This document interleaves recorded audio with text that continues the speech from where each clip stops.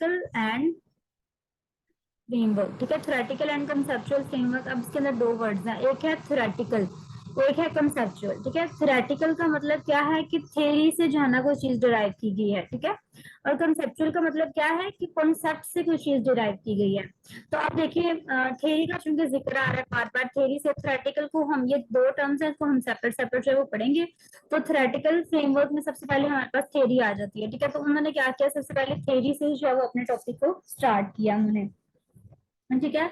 तो theory practice research linkage, पहले उन्होंने बताया कि थ्योरी प्रैक्टिस रिलेशनशिप के नाम से भी अक्सर ये एग्जाम में पूछा जाता है कि थ्योरी प्रैक्टिस का क्या रिलेशनशिप है, ठीक है। तो थ्योरी को हम क्यों बार बार जो है वो अपनी रिसर्च के अंदर लेकर आते हैं, इसका पर्पस क्या है बेसिकली। तो नर्स थ्योरी प्रैक्टिस का जो लिंकेज है वो क्या होता है कि थ्योरी और प्रैक्टिस जो है वो आपस में लिंक करती है, और उससे जो है वो हम रिसर्च जो है वो इस प्रोसेस में अपना रोल प्ले करती है, ठीक है। थ्योरी प्रैक्टिस रिसर्च लिंकेज में क्या आता है कि थ्योरी प्रैक्टिस और रिसर्च, ये तीन प्रैक्टिस बेसिकली उन्होंने ना नर्स से रिलेटेड किया है कि नर्स जो है वो अपना प्रैक्टिस वगैरह, नर्सिंग प्रैक्टिस जो होती है वो बार बार की जाती है, ठीक है। जब नर्सिंग प्रैक्टिस बार बार की जाती है, असल में सबसे पहले होती है रिसर्च, ठीक है। हम क्या करते हैं, रिसर्च करते हैं, ठीक है, और जैसे नर्सेज जो है वो अपनी क्लिनिकल प्रैक्टिस कर रही होती हैं। तो हमने पढ़ा था कि जो एविडेंस बेस्ड प्रैक्टिस होता है वो क्या होता है कि आप अपनी प्रैक्टिकल वर्क को अपनी थियरी के अंदर जो है वो इम्प्लीमेंट करते हो, ठीक है। तो इसको हम कहते हैं एविडेंस बेस्ड प्रैक्टिस, ठीक है। तो उन्होंने कहा है कि रिसर्च, प्रैक्टिस और थ्योरी, ये तीनों चीजें आपस में लिंक करती हैं। तो रिसर्च होती है तो फिर थ्योरी बनती है, ठीक है, प्रैक्टिस होती है तो फिर उसके ऊपर रिसर्च होती है। तो इस तरह से तीनों चीजें जो होती है ना वो आपस में इंटरलिंकेज होती है, तीनों चीजें जो है वो एक दूसरे के ऊपर डिपेंड कर रही होती हैं। तो अगर आपसे पूछा जाए ना सिंपल इनका रिलेशनशिप, तो आपने सिर्फ ये एक डायग्राम ड्रॉ कर देनी है, एक ट्राइंगल ड्रॉ कर देना, उसके ऊपर एक तरफ लिखना है थ्योरी, एक तरफ लिखना है प्रैक्टिस और एक तरफ लिखना है रिसर्च, ठीक है। Theory guide the practice and research, practice क्या करती है, help in testing the theory, and research क्या करती है, कंट्रीब्यूट करती है थ्योरी को बिल्ड करने में, थ्योरी को बनाने में। तो इस तरह से जो है तीनों चीजें आपस में लिंक करती हैं। अच्छा, थ्योरी की जो है ना वो डेफिनेशन में हम देख लेते हैं। थ्योरी की डेफिनेशन ये तीन लिखी हुई है, आपने इसके अंदर से जो है ना ये कर्लिंगर की करनी है कि लिंगर की डेफिनेशन जो 1973 में दी गई थी।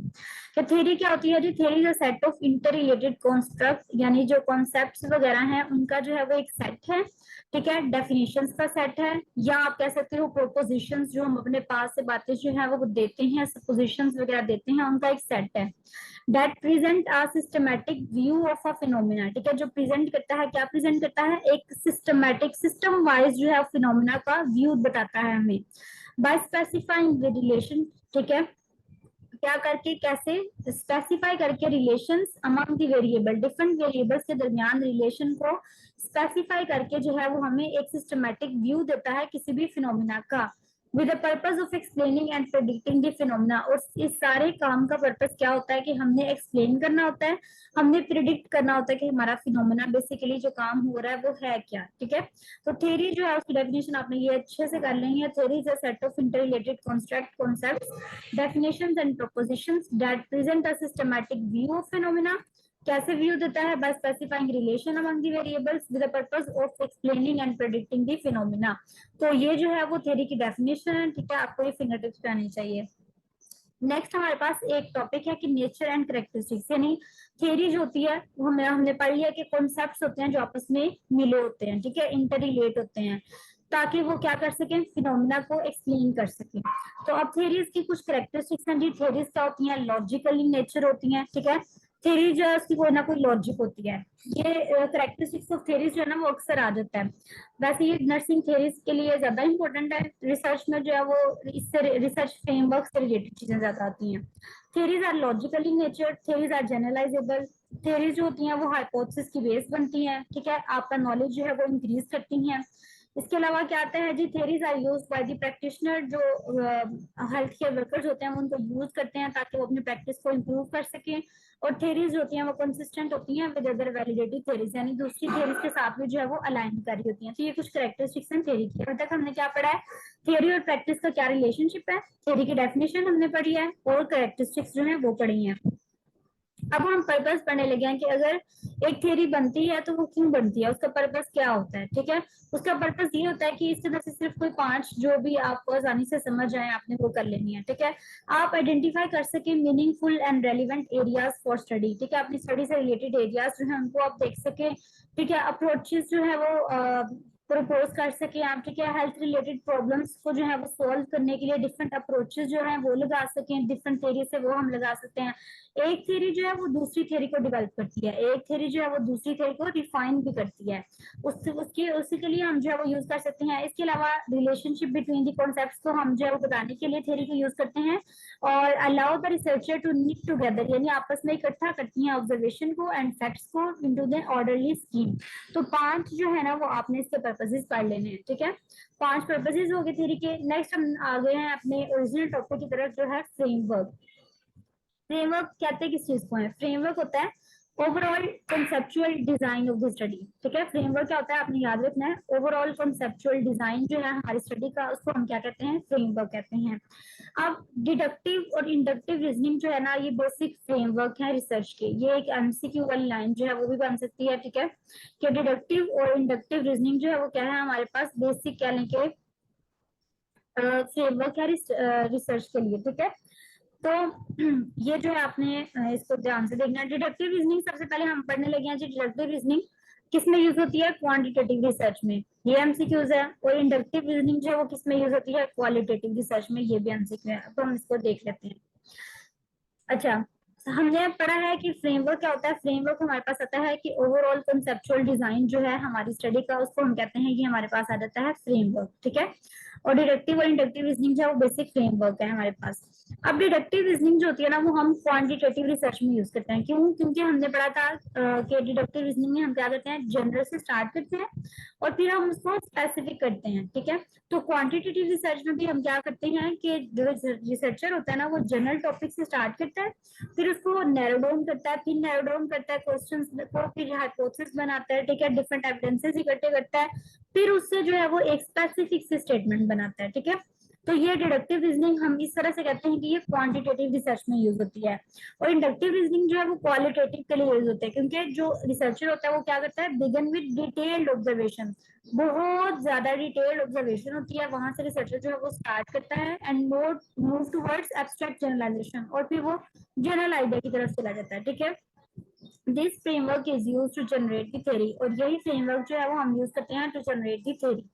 अब आपके पास इसमें 2 एमसीक्यू है, ठीक है, ये आपने अच्छे से याद करने हैं। और फ्रेमवर्क की डेफिनेशन है कि फ्रेमवर्क होता क्या है? ओवरऑल कंसेप्चुअल डिजाइन जो है वो स्टडी का, उसको हम फ्रेमवर्क कहते हैं। डिडक्टिव रीजनिंग यूज करते हैं क्वांटिटेटिव में, और इंडक्टिव रीजनिंग यूज करते हैं क्वालिटेटिव में। बहुत इंपॉर्टेंट एमसीक्यू है, ये आपने अच्छे से अपने जहन में रखना है, ठीक है जी। नेक्स्ट हमारे पास आता है कि अगर आपसे कोई पूछता है भाई आपने फ्रेमवर्क का वर्ड यूज किया, तो आप फ्रेमवर्क क्यों यूज कर रहे हो? यूजेस क्या है इसके? तो फ्रेमवर्क हम यूज करते हैं क्योंकि डिजाइन है ना हमारी स्टडी का, तो हम इसको यूज करते हैं ताकि हमारे कॉन्सेप्ट जो है वो क्लैरिफाई हो जाए, ठीक है। हम कुछ एजम्पशंस वगैरह को जो है वो आइडेंटिफाई कर सकें, ठीक है, रिलेशनशिप्स को जो है वो बता सकें, ठीक है। ये हमारी स्टडी को एक डायरेक्शन प्रोवाइड करता है, ठीक है। इसके अलावा हम कंसेप्चुअल और ऑपरेशनल डेफिनेशंस के बारे में भी जो है वो बात कर सकते हैं। इनको हम डिटेल में डिस्कस करेंगे इन 2 डेफिनेशंस की टाइप को, ठीक है, आगे जाके। अब नेक्स्ट हमने जो करना है उसमें आता है एलिमेंट्स। फ्रेमवर्क हमने पढ़ लिया क्या होता है, ठीक है, किसमें हम कौन सा फ्रेमवर्क यूज करते हैं, ये भी हमने पढ़ लिया। अब हम पढ़ने लगे हैं कि एलिमेंट्स क्या क्या आते हैं, ठीक है। जो रिसर्च का एक फ्रेमवर्क बना हुआ है उसके अंदर कौन कौन सी चीजें मिल के उस फ्रेमवर्क को बनाती हैं, ठीक है। तो उस फ्रेमवर्क को बनाने वाली जो चीजें हैं, ठीक है, आप एक डिश तैयार करती हैं, उसके अंदर डिफरेंट चीजें डालती हैं, फिर वो डिश तैयार होती है। अब ये जो फ्रेमवर्क है, जो डिजाइन तैयार होना है, ये भी किसी एलिमेंट से जो मिलकर तैयार होना है। तो वो एलिमेंट्स कौन कौन से हैं? सबसे पहले आती है थ्योरी। थ्योरी इंपॉर्टेंट होती है भाई इसके लिए, ठीक है। जो डिजाइन हमारी रिसर्च का तैयार होता है उसमें थ्योरी सबसे इंपॉर्टेंट रोल प्ले करती है। थ्योरी हमने पढ़ लिया है, 2 या 2 से ज्यादा कॉन्सेप्ट्स जो कि मिलते हैं और किसी भी फिनोमेना को डिस्क्राइब करते हैं, ठीक है, प्रिडिक्ट करते हैं या एक्सप्लेन करते हैं, वो हमारे पास थ्योरी है। सबसे पहला एलिमेंट हो गया थ्योरी। उसके बाद हमारे पास आता है कॉन्सेप्ट। कॉन्सेप्ट हम सिंपल क्या कहते हैं जी? Building blocks of theory. वो चीजें जो थ्योरी को बनाने में रोल प्ले करती हैं, वो हमारे पास आ जाता है कॉन्सेप्ट, ठीक है। कंस्ट्रक्ट क्या होता है? अब कहते हैं कि जब कॉन्सेप्ट है ना, ये हमारे पास एक जनरल टर्म होती है, ठीक है। जब हम इसको मोर स्पेसिफिक कर दें, ठीक है, ज्यादातर जो है ना हम कॉन्सेप्ट को जो है वो जब हम ज्यादा स्पेसिफिक कर देते हैं ना, ज्यादा एब्स्ट्रैक्ट कर देते हैं, तो उसको हम कंस्ट्रक्ट कह देते हैं, ठीक है। एक कॉन्सेप्ट है, अगर हम कहते हैं कि एक जनरल जनरल जो है ना फिनोमेना, वो कॉन्सेप्ट है हमारा। लेकिन अगर हम कॉन्सेप्ट को बहुत ज्यादा स्पेसिफिक कर देते हैं ना, तो उसको उस चीज को हम कंस्ट्रक्ट कर देते हैं, या कॉम्प्लेक्स कर देते हैं, या हम स्पेसिफिक कर देते हैं। जैसे कि यहाँ पे देखिए एब्स्ट्रैक्ट कॉम्प्लेक्स फिनोमेना, ठीक है। तो एब्स्ट्रैक्ट कॉम्प्लेक्स फिनोमिना जो है वो हमारे पास आ जाता है कंस्ट्रक्ट। उसके बाद मॉडल क्या होता है, मॉडल हमारे पास सिंबॉलिक रिप्रेजेंटेशन होती है किसी भी फिनोमिना की, उसको हम मॉडल कहते हैं। नेक्स्ट हमारे पास इंपॉर्टेंट चीज आई है कंसेप्चुअल डेफिनेशन, और ये आ गई हमारे पास ऑपरेशनल डेफिनेशन। कंसेप्चुअल डेफिनेशन क्या होती है, कंसेप्चुअल डेफिनेशन होती है जो कि हमें जनरल मीनिंग ऑफ कॉन्सेप्ट बताती है, ठीक है। यानी आपने बिल्कुल किसी चीज का, किसी कॉन्सेप्ट का जनरल मीनिंग आपको बता रही है, तो हम उसे कहेंगे ये हमारे पास कंसेप्चुअल डेफिनेशन है, ठीक है। नेक्स्ट हमारे पास ऑपरेशनल डेफिनेशन आती है। ऑपरेशनल डेफिनेशन होती है how the researcher gives meaning to the concept, यानी अब रिसर्चर जो है वो अपने कॉन्सेप्ट को किस तरह से आपके सामने आकर एक्सप्लेन करता है, किस तरह से उसको जो है वो मेजरमेंट के थ्रू या कैसे जो है वो आपको बताता है, तो वो जो उसका मेथड है ना, उसको हम कहते हैं हमारे पास ऑपरेशनल डेफिनेशन है, ठीक है। ज्यादातर ऑपरेशनल डेफिनेशन की डेफिनेशन जो है ना वो ये भी आती है कि किस तरह से कॉन्सेप्ट जो है वो मेजरेबल होते हैं, ठीक है, किस तरह से कॉन्सेप्ट को जो है वो मेजर किया जाता है, बयान किया जाता है, तो उनको हम कहते हैं ये हमारे पास ऑपरेशनल डेफिनेशन जो है वो आ जाती है। तो आपने ये जो एलिमेंट्स है ना इनको भी अच्छे से एक दफा देख लेना है, ठीक है। ये तो डेफिनेशन हमने यहाँ से पढ़ी है, आपने क्या करना है, इनको एक दफा बुक से भी जो है वो अच्छे से देखना है, ठीक है। बुक के ऊपर भी जो है ना ये सारी डेफिनेशन लिखी हुई है। जैसे बुक में 173 पेज पे आप जाएंगे ना, तो उसके ऊपर आपको कॉन्सेप्ट की, थ्योरी की, स्टेटमेंट की, फिनोमिना की, ठीक है, ये सारी डेफिनेशन जो है ना वो आपको मिल जाएंगे वहां पे।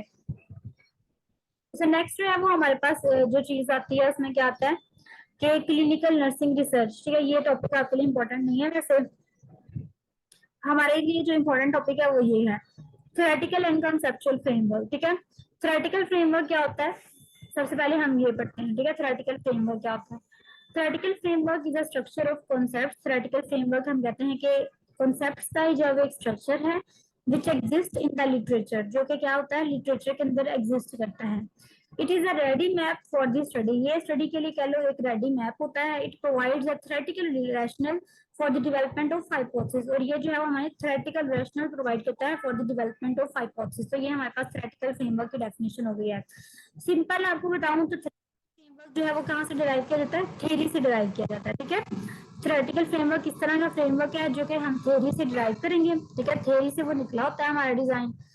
अगर हम इसको ज्यादा पहले बुकिश लाइंस लिखें तो वो हम ये लिखेंगे थ्योरेटिकल फ्रेमवर्क कॉन्सेप्ट्स का इस तरह का स्ट्रक्चर होता है जो कि लिटरेचर के अंदर भाई एग्जिस्ट करता है, और ये हमें हाइपोथेसिस को डेवलप करने के लिए एक रैशनल प्रोवाइड करता है, एक वजह, रैशनल कहते हैं कोई वजह को, ठीक है, कोई रीजन को, कोई लॉजिक को।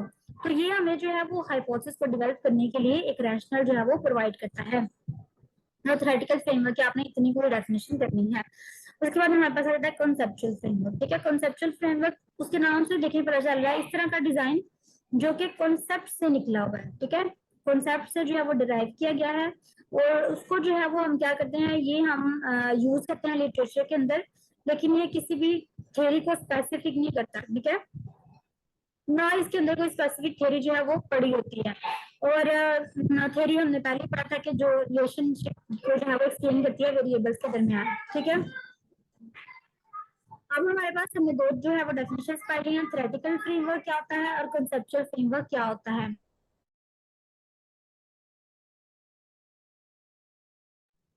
ठीक है। हमने यहाँ पे दो डेफिनेशन जो है वो पढ़ ली हैं, ठीक है। थ्योरेटिकल फ्रेमवर्क की पढ़ लिया और कंसेप्चुअल फ्रेमवर्क की पढ़ ली। थ्योरेटिकल फ्रेमवर्क हमने पढ़ लिया थ्योरी से डिराइव किया जाएगा, कंसेप्चुअल फ्रेमवर्क कॉन्सेप्ट से डिराइव किया जाएगा। थ्योरेटिकल फ्रेमवर्क जो होता है वो हमें हेल्पफुल होता है, हम हाइपोथेसिस को जो है वो बिल्ड कर सकते हैं, ठीक है। और कंसेप्चुअल फ्रेमवर्क जो है वो हम यूज करते हैं जब हमारे पास जो है वो कोई कॉन्सेप्चुअल फ्रेमवर्क जो होता है हम यूज करते हैं लिटरेचर के अंदर, लेकिन वो किसी थ्योरी को जो है वो स्पेसिफिक नहीं करता, ना ही उससे कोई हाइपोथेसिस वगैरह हम बनाते हैं, ठीक है। तो ये दो जो है ना वो आपने इसकी डेफिनेशन को अच्छे से याद करना है। आप चाहे तो ये टेबल के अंदर से भी इसको देख सकती हैं, ठीक है। तो कॉन्सेप्चुअल फ्रेमवर्क क्या करता है, थ्योरेटिकल फ्रेमवर्क जो है वो क्या करता है। अब हम दोबारा से इसको थोड़ा सा पीछे से देखते हैं, देखो कि हमने जो है वो अभी तक क्या गेट किया है, ठीक है। पीछे से इसको देखते हैं। हमने सबसे पहले आपने जो चीज याद करनी है थ्योरी प्रैक्टिस का रिलेशनशिप याद करना है इसमें से, ठीक है। मैं इसको अंडरलाइन कर देती हूँ ताकि आपको याद रहे। ये चीज आपने याद करनी है, ये डायग्राम जो है वो आपने याद करनी है, थ्योरी की ये वाली डेफिनेशन आपने याद करनी है, ठीक है, कलिंगर वाली। उसके बाद आपने करेक्टरिस्टिक्स में कुछ थ्योरीज की, ठीक है, वो आपने याद करनी है। उसके बाद हमारे पास जो है वो पर्पसेस आ जाते हैं, ठीक है, इनको अपने 5 को जो है वो याद करना है। ठीक है, ये हमारे पास दो एमसीक्यूज तो इम्पोर्टेंट, ये आपने याद करने हैं। उसके बाद ये एलिमेंट्स इम्पोर्टेंट है, ठीक है, ये वाला क्वेश्चन आपने अच्छे से देखना है। ठीक है जी। उसके बाद हमारे पास यहाँ पे दो डेफिनेशन जो थी वो जो है वो आपने याद करनी है इस टॉपिक से रिलेटेड। अच्छा,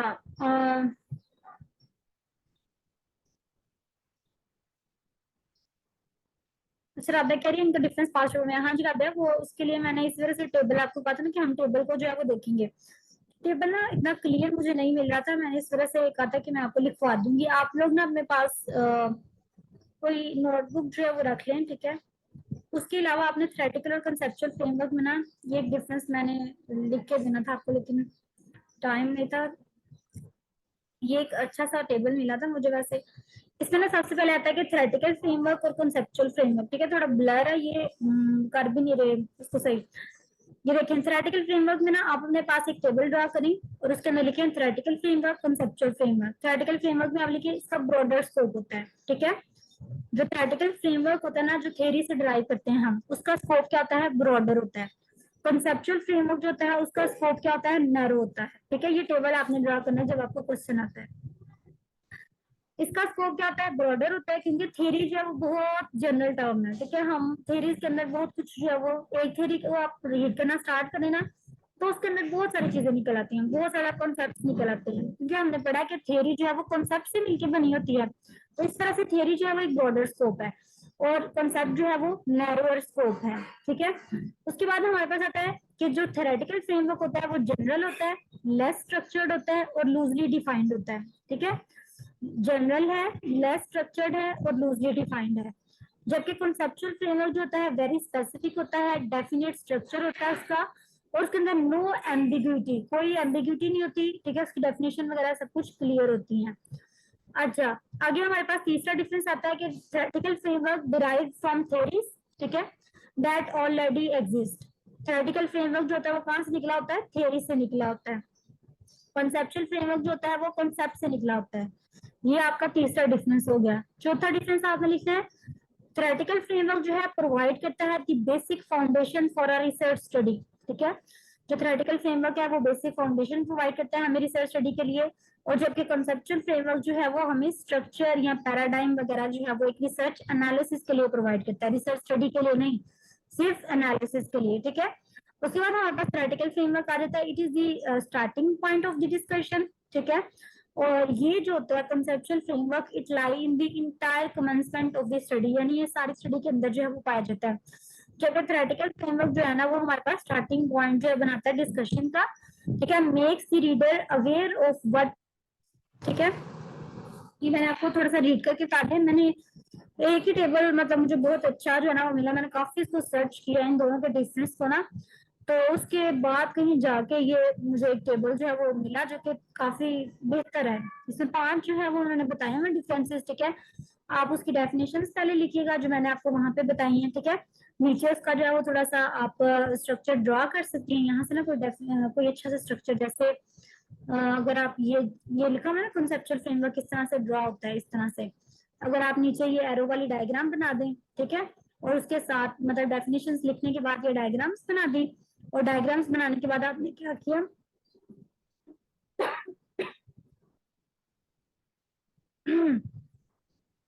सॉरी, साथ ही जो है ना वो आपने वो डायग्राम जो है वो लिख दी।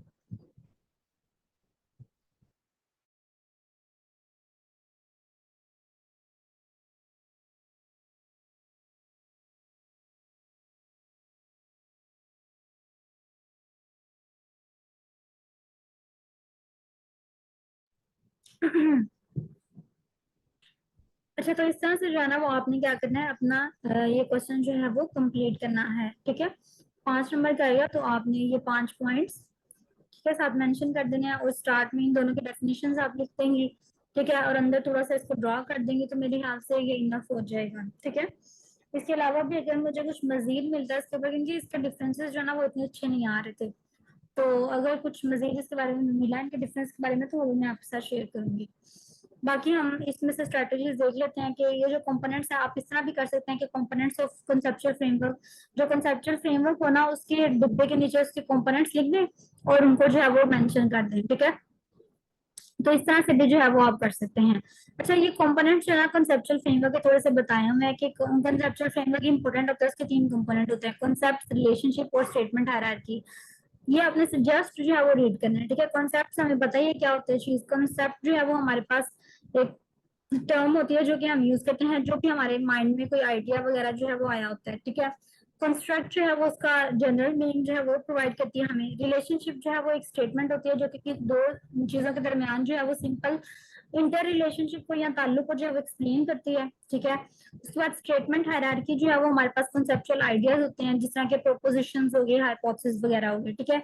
ये हमारे पास तीन जो है वो इसके कंपोनेंट्स है कंसेप्चुअल फ्रेमवर्क के। और हम कंसेप्चुअल फ्रेमवर्क को किस तरह से बना सकते हैं, ठीक है। सबसे हम अपने वेरिएबल्स देखते हैं सबसे पहले, ठीक है। जो वेरिएबल्स यूज हुए थे हम उनको देखते हैं। उसके बाद हम डिपेंडेंट और इंडिपेंडेंट वेरिएबल्स जो होते हैं उनको स्टडी करते हैं, ठीक है।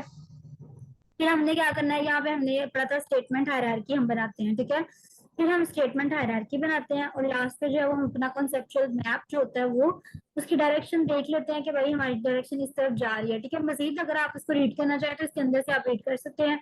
तो सबसे पहले हम अपने वेरिएबल्स को देखते हैं, ठीक है। कौन से वेरिएबल्स हैं, कब हमें शामिल करना है, कैसे वो हमारे अंदर शामिल हो रहे हैं, थोड़ी सी ब्रेन स्टॉर्मिंग करेंगे, ठीक है। ब्रेन स्टॉर्मिंग करके हमने अपने वेरिएबल्स को आइडेंटिफाई करना है। फिर हमने जो है वो डिपेंडेंट और इंटरवीनिंग वेरिएबल जो है उनको पॉइंट आउट करना है, ठीक है। ये डिपेंडेंट वेरिएबल है, ये जो हमारे पास इंटर रिलेटेड वेरिएबल्स हैं ये वाले हैं, ठीक है। इसके बाद हमने हायरार्किकल स्टेटमेंट जो होती है वो डेवलप करनी होती है, ठीक है। हायरार्किकल स्टेटमेंट में होता है कि हमने कोई स्पेसिफिक प्रोपोजिशंस को जो है ना वो उसमें इस्तेमाल करना होता है और हमने हाइपोथेसिस को जो है उसके अंदर यूज करना होता है।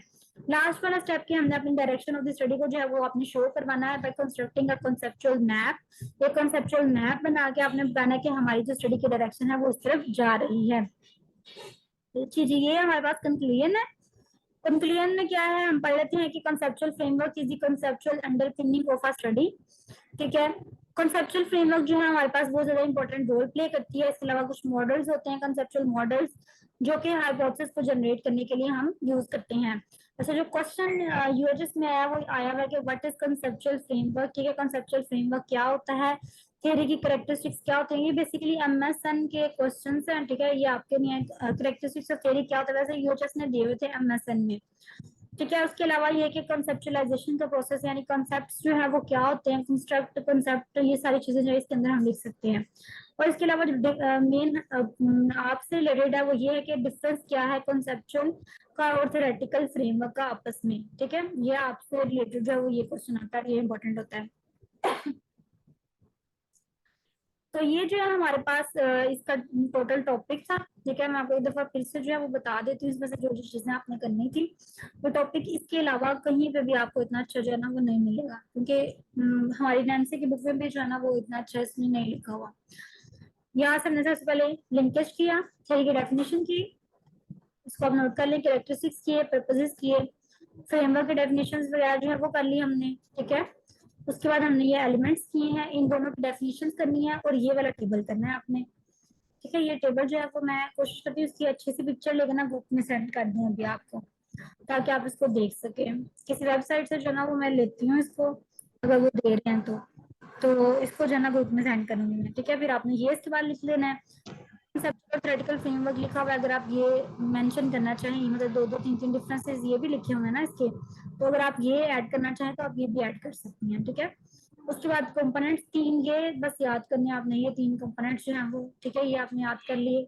और हमने फॉर्मुलेशन के स्टेप्स जो हैं वो कौन से हैं, सिर्फ ये याद करने हैं, अंदर वाला सारा आप खुद से लिख सकती हैं, ठीक है। सिर्फ पॉइंट्स के नेम, ये चार जो पॉइंट्स के नेम आपने याद करना है, इसके अलावा कुछ भी याद नहीं करना। कंपोनेंट्स तीन याद करना है, इसके अलावा कुछ भी याद नहीं करना। और लास्ट पे कंक्लूजन है, ठीक है। तो हमारा जो था आज का टॉपिक इतना ही था, इसमें से जो जो चीजें मैंने बताई हैं आप इनको जो है वो अच्छे से देख लेना है, ठीक है। टॉपिक आउटलाइन कंटेंट वगैरह जी, नादिया ने कुछ बोला। यस, मैंने कहा यस ठीक है। हाँ जी हाँ जी, ठीक है ना। नादिया वैसे बोले।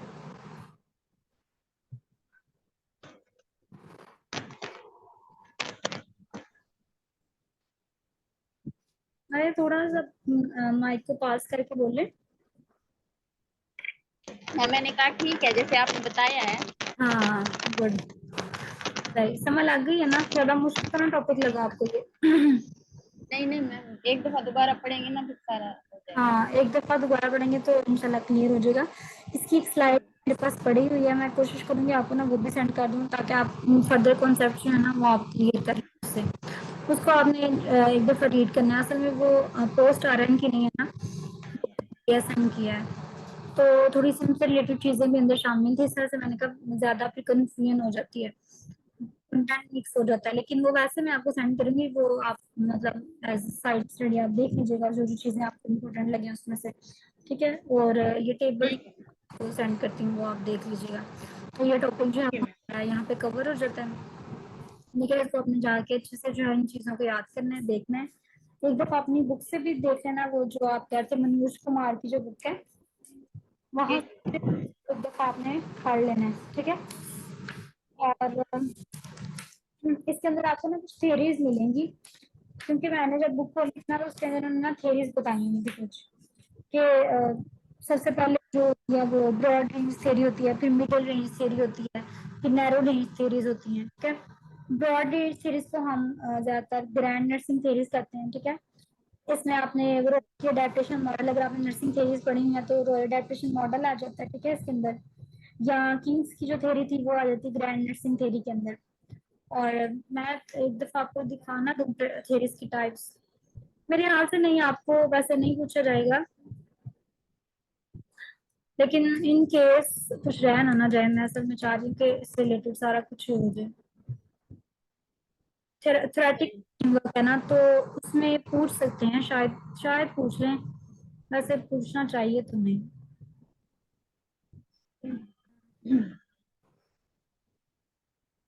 थ्योरी की टाइप्स जो है ना, जिनमें आता है ग्रैंड नर्सिंग थ्योरीज, ठीक है, मिडिल रेंज थ्योरीज, जिस तरह की ये सबसे पहले ये अच्छी है।